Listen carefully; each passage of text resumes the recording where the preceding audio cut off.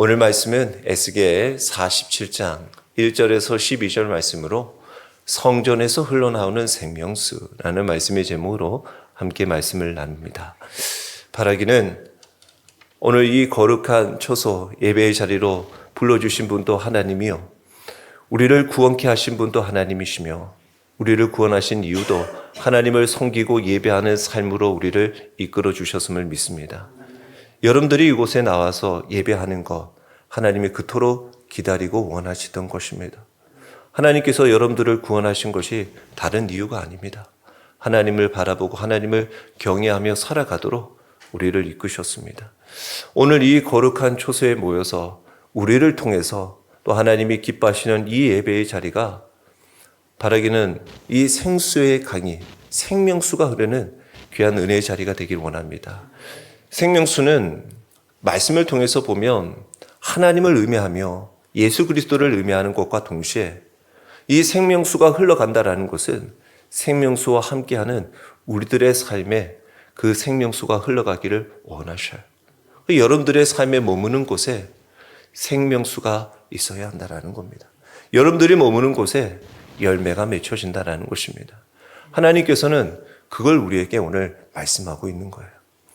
에스겔의 여러 환상들이 있습니다. 특히 우리가 오늘 읽었던 부분에는 성전의 환상이에요.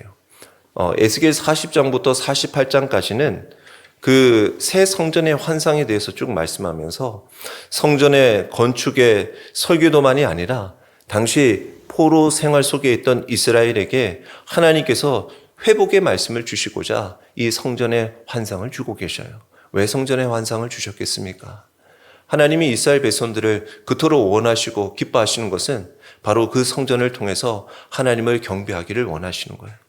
하나님 옆에 거룩하지 못하고 우상 숭배와 교만하게 자기 마음대로 살아갈 때 하나님의 영광이 성전에서 떠나갔습니다. 그러나 하나님은 이 새 성전에 하나님께서 다시 임재하여 주셨어요. 그래서 새 성전을 통해서 우리에게 그토록 말씀하시는 것은 하나님이 다시 거하신다, 너희와 함께 하시길 원하신다 라는 것입니다. 그리고 거룩하게 회복하기를 원하시고, 뿐만 아니라 그 거룩의 회복은 바로 예배의 회복을 말하는 거예요. 예배의 삶을 살아가는 것이 곧 사는 인생, 생명의 삶이 될 것이다 라는 것입니다. 여러분들이 호흡을 주시고 우리에게 귀한 믿음을 주신 것은 하나님을 예배하며 살아가도록 우리를 이끄신다라는 거예요. 우리가 이 땅에 살아가는 동안 하나님의 형상으로 창조되어서 하나님의 백성으로 살아가는 우리들의 가장 중요한 것이 바로 하나님을 예배하는 삶이다라는 것입니다. 그래서 계속해서 예배의 중심으로 돌아오라는 거예요. 회복된 우리들의 삶은 성공을 바라보며 살아가는 것이 아니라 예배로 하나님을 바라보며 살아가는 인생으로 우리를 이끄시더라는 겁니다. 그래서 오늘 여러분들의 마음이, 여러분들의 발걸음이 어떻게 이곳으로 이끄셨는지 하나님께서 여러분들을 이끄시고 인도해 주셨다라는 거예요. 우리가 이따가도 말씀을 보겠지만 성전 문지방에서 물이 흘러나왔을 때 발목에, 무릎에, 허리춤에 또 강을 이루어서 헤엄을 쳐야 하는 그런 상황에 있습니다. 여러분들이 어디에 머물러 있는지를 보아야 합니다. 여러분들은 어디를 걷고 있고 그 생명의 그 강이 여러분들을 어디로 이끌고 있는지를 보아야 합니다. 하나님이 계시는 곳은 바로 회복과 치유와 생명이 있는 곳입니다. 그래서 이 에스겔의 마지막 결론의 말씀이 우리 48장 35절에 보면 그 사방이 합계는 18,000척이라 그날 후로는 그 성읍의 이름을 여호와 삼마라 하리라 라고 말씀하고 있어요. 여호와 삼마, 여호와께서 거기 계시다라는 거예요. 지금 이스라엘 백성들 에스겔은 대략 2차 포로로 잡혀가게 됩니다. 그때 잡혀가서 한 포로 생활을 한 20여 년 동안 하게 되어지는데 그가 애언자 생활을 한 22년을 해요. 한 30살부터 이렇게 한 22년을 하게 되어집니다. 제사장이었고 그런 가운데서 그발 강가에서 하나님의 환상을 보면서 하나님의 귀한 말씀을 전하는 선지자로 세워지게 되어집니다. 그런 가운데 하나님께서 이스라엘 백성들에게 에스겔을 통해서 말씀하시고자 하는 것은 바로 하나님이 너희와 함께 계신다. 그리고 하나님이 계시는 곳에 생명이 있을 것이다. 이것을 우리에게 말씀하고 있는 거예요. 그래서 그 생명이 바로 하나님을 온전히 경배하는 예배의 자리가 된다라는 것입니다. 그래서 오늘 이 에스겔 환상을 통해서 우리에게 주시는 말씀들을 함께 살펴보면 에스겔은 하나님은 무너진 현실이 아니라 회복될 하나님의 나라를 우리에게 말씀하고 있어요. 그러면서 성전에 흘러나오는 생명수, 겉으로 보기에는 작은 물줄기처럼 스물스물 나오는 것 같은 그 물줄기가 물이 점점 깊어지고 마침내 모든 것을 살리는 생명수가 되더라는 겁니다. 그래서 오늘 말씀을 통해서 하나님께서 우리에게 주시는 그 은혜를 함께 나누길 원합니다. 먼저는 생명수는 하나님께로부터 시작된다라는 것입니다. 오늘 1절 말씀을 다시 한번 보시면 그가 나를 데리고 성전문에 이르시니 성전의 앞면이 동쪽을 향하였는데 그 문지방 밑에서 물이 나와 동쪽으로 흐르다가 성전 오른쪽 제단 남쪽으로 흘러내리더라라는 거예요. 동쪽이 어떤 쪽입니까? 하나님의 출입을 말하는 거예요. 하나님은 동쪽으로 들어오시는 거예요. 동쪽으로 들어와서 그 문이 닫혔어요. 그리고는 그 동쪽 문에서 문지방에서 물이 흘러나오는 거예요. 흘러나오는데 이게 계속 동쪽으로만 물이 흐르는 게 아니라 우리도 알다시피 물이 흐르는 쪽으로 내리막 쪽으로 흐르는 거예요. 내리다가 남쪽으로 흘러내리기 시작합니다. 그리고는 다 사방으로 퍼져나가는 거예요. 즉 생명수는 하나님께서 모든 사방에 퍼져 그 모든 것을 회복하기를 원하신다라는 것입니다. 그래서 이 여기서 물이 나온다라는 것은 흘러나오는다라는 의미보다도 더 중요한 것은 어떤 근원에서 생명력 있게 흘러나온다라는 거예요. 이 물이 어디서부터 시작되냐라는 겁니다. 세상에서 또 어떤 사람에서 물이 나오는 것이 아니라 바로 하나님이 계시는 성전에서부터 시작되고 있더라라는 것입니다. 우리의 삶을 살리는 생명도 마찬가지입니다. 우리는 종종 외부에서 답을 찾아보려고 합니다. 유명한 사람들을 찾아가보고 또 주변에 있는 환경을 바꿔보고 내가 가지고 있는 조건, 물질, 세상의 권력을 의지해 보려고도 합니다. 그러나 성경은 우리에게 분명하게 말씀하고 있어요. 생명의 근원은 하나님이시다라는 겁니다. 시편 36편 9절에 진실로 생명의 원천이 주께 있사오니 라고 말씀합니다. 그리고 이 말씀은 주님 예수 그리스도로 분명하게 우리에게 밝혀 말씀합니다. 요한복음 7장 38절에 나를 믿는 자는 성경의 이름과 같이 그 배에서 생수의 강이 흘러나오리라 하시니 라고 말씀하고 있어요. 예수 그리스도를 믿는 자는 그 배에서 그의 삶에서 생수의 강이 흘러나온다라는 겁니다. 예수님 자신이 그 생명수의 근원이다라고 말씀하고 있어요. 우리의 삶이 메말라 있다? 여러분들의 삶이 뭔가 공고하다? 이것은 여러분들의 삶에 여러 주변에 있는 사람들이 여러분들을 어렵게 하고 환경이 어려워서라기보다 여러분들의 근원이 어디에 있는지를 보아야 한다는 거예요. 여러분들의 근원이신 하나님과의 관계가 막히면 우리의 삶이 메말라지는 거예요. 그 생명수가 공급이 되지 않으면 메말라지는 거예요. 말씀과 기도가 끊어지면 생명수가 더 공급이 되지 않는 거예요.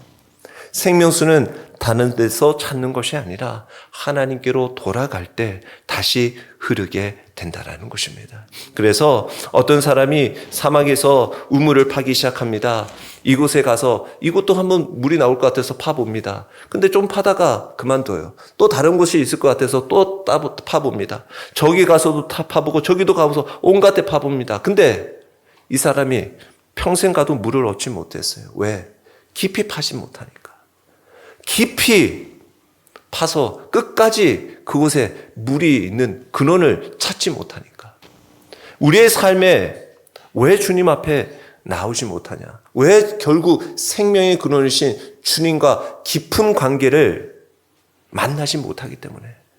그 만나기 전에 포기해버리기 때문에 결국은 생명수를 경험할 수 없는 삶이 되더라는 거예요. 여러분들의 삶에도 머뭇머뭇거리지 마십시오. 주님 앞에 나올 때 힘써 주님을 깊이 알고 주님을 만나길 온전히 구하며 오늘 이 시간 생명의 그 강을 허락하신 주님을 만나는 은혜의 시간이 되기를 축원합니다. 그리고 생명수는 점점 깊어지고 우리를 변화시킵니다. 오늘 본문 3절에서 5절의 말씀에 보면 물이 점점 깊어지죠. 그 기준이 천척을 측량해서 되고 있습니다. 한 척에 우리가 보통 그 척을 재는 것은 이 엄지 손가락 끝에서 팔꿈치까지예요. 보통 45cm에서 46, 7인데 여기 성전을 재는 한 척은 거기에서 한 뼘이 더 추가가 되어서 길게는 한 52, 55 이렇게 대충 측량을 합니다. 그래서 여기서도 천척이면 한 550cm 정도 되는 미터 정도 되는 거예요. 근데 그 정도에서의 그 길이를 이렇게 재면서 갔더니 발목, 무릎, 허리 그리고 헤엄쳐야 할 강으로 4단계로 이렇게 가게 되죠. 여기서 깊어지고 있다라는 것은 그냥 단순히 물의 양이 많아졌다라는 의미라기보다도 하나님의 은혜에 들어가는 과정을 의미한다라는 거예요. 처음에는 발목이에요. 그냥 조금 적셔지는 수준이에요. 그러니까 우리가 처음 교회에 온다든가 예배 자리로 왔을 때 그냥 발목 정도 젖어지는 수준이었다라는 거죠. 근데 그 다음에는 무릎이라는 거죠. 그 무릎은 바로 기도의 자리를 말하는 거예요. 이제 주님을 간절히 만나고 부르시기를 원하는 기도의 자리로 나가요. 허리까지 온다. 이제 삶의 중심이 바뀌어지려고 하는 단계예요. 그리고는 어떻게? 헤엄치는 강이 되어져요. 헤엄쳐야 된다라는 것은 더 이상 내 힘으로 설 수 없는 것을 말하는 거예요. 오직 그 강에, 그 생명수에 자신을 맡겨야 하는 인생이 된다라는 거예요. 우리들의 삶의 모습이 그렇다라는 겁니다. 여러분들의 삶에도 신앙이 깊어지는 과정이 있어요.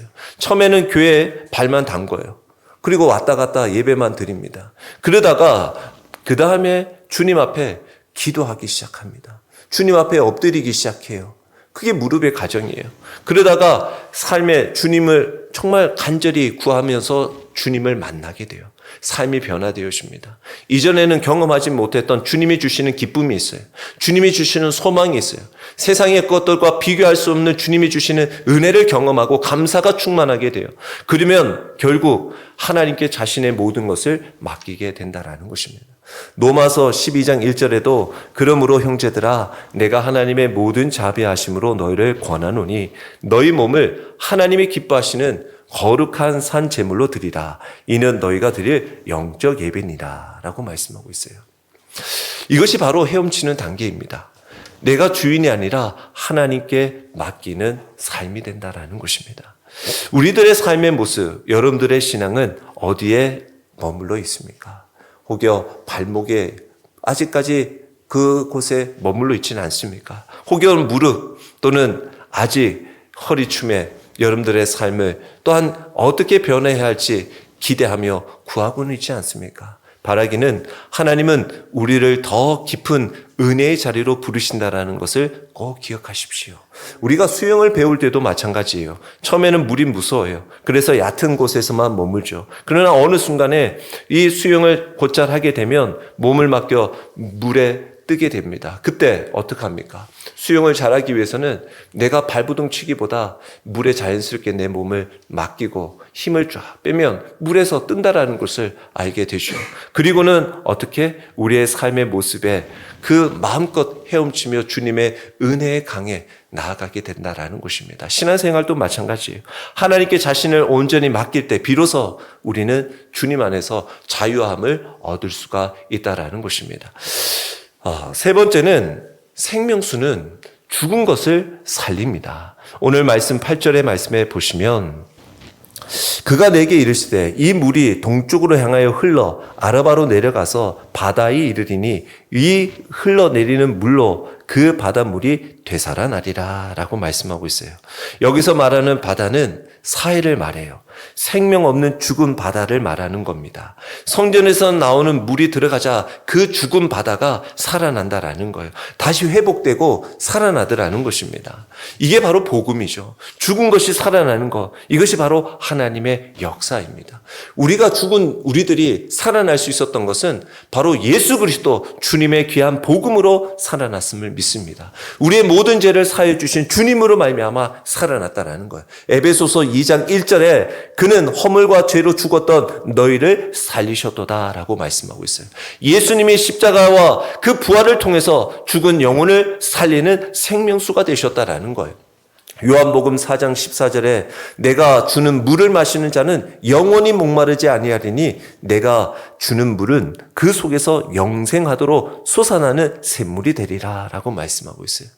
우리의 삶의 모습 속에서도 죽어가는 삶의 영역이 있지 않냐라는 것입니다. 여러분들이 무엇을 향해서 살아가냐라는 거죠. 혹여 식어진 그 믿음, 무너진 관계, 사라진 소망 속에서 하나님의 생명수가 흐르면 그것도 살아날 줄 믿습니다. 그것도 살아날 줄 믿습니다. 주님을 꼭 의지하고 주님을 의지하며 주님을 바라보는 믿음의 귀한 날들이 되기를 바랍니다. 그래서 어떤 교회에서도 힘들고 어렵고 침체되어 있는 그런 어려운 교회들도 몇 사람이 기도하기 시작하고 몇 사람이 하나님의 말씀을 다시 붙들고 다시 예배가 살아나고 그러니 그 교회가 살아나기 시작하더라는 거죠. 우리들의 삶의 모습 속에서도 생명수가 흐르면 살아나는 거예요. 하나님께서 함께 하시고 하나님을 온전히 예배하면 그것이 거룩한 처소가 되는 거예요. 이거 좀 꺼달라고요.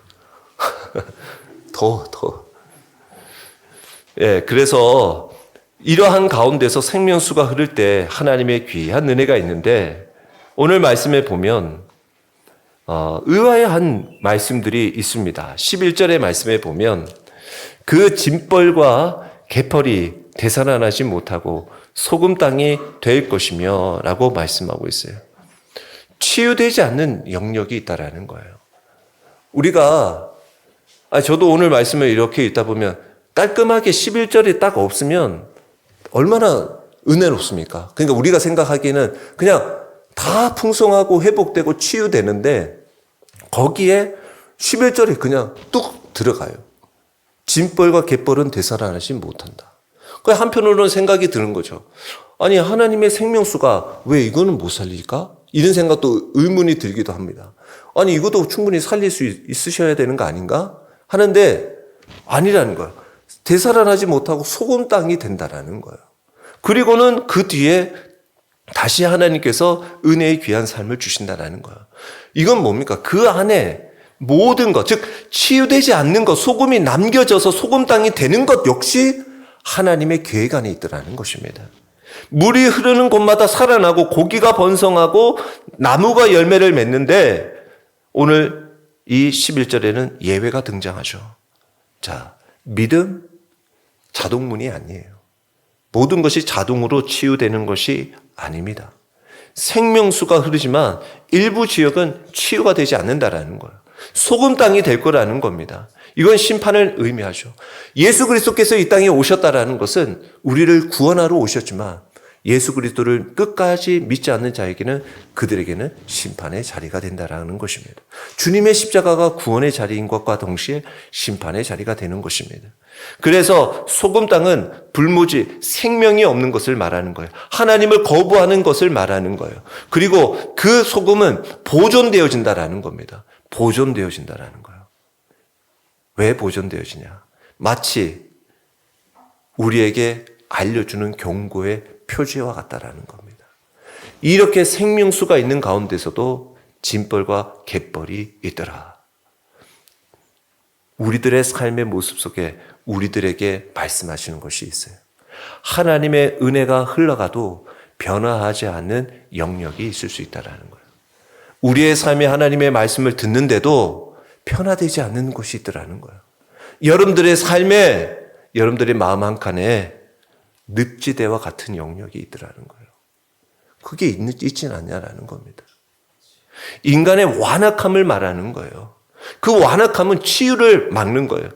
늪은 흐르지 않는 물을 말하는 거예요. 흐르지 않으니까 썩죠. 영적인 것도 마찬가지예요. 다친 마음이에요. 회개하지 않아요.